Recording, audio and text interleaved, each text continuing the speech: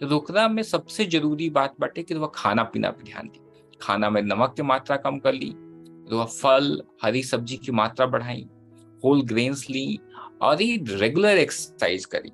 Exercise कइला से blood pressure कम रही, तो वजन कम रही, डायबिटीज होके के चांस कम हो जाए, तो कोलेस्ट्रॉल ट्राइग्लिसराइड्स बढ़ा ताटे इहू कम हो जाए। तो जन रुआ हाथ में बाटे करे खातिर बाटे की एक्सरसाइज करी, खाना पीना पे ध्यान दी, स्ट्रेस एंजाइटी के कम करे खातिर दुआ ये काउंसलिंग करवा सकतानी, योगा कर सकतानी, मेडिटेशन कर सकतानी।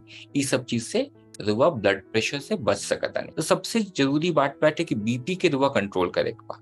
तो बीपी के कंट्रोल करे खातिर जन दवाई बतैले बानी, ओकर डॉक्टर से मिलके वो दवाई के सेवन डेली करे के बा।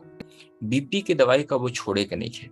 डॉक्टर जब बीपी की दवाई कम करे के आदेश दी और निर्देश दी, तब बीपी के दवाई कम करे। एकरा अलावा बाकी हार्मोन्स कैसन बाटे, जैसे थायराइड के बढ़ला पे भी ब्लड प्रेशर पर असर होला, तो थायराइड के भी जांच करवा के देख सकतानी। ओवरऑल ये सब जांच करवा सकतानी। जांच करेला से, लक्षण देखला से रुआ ब्लड प्रेशर के जन गंभीर प्रभाव पड़ेला ओकरा से बच सकतानी।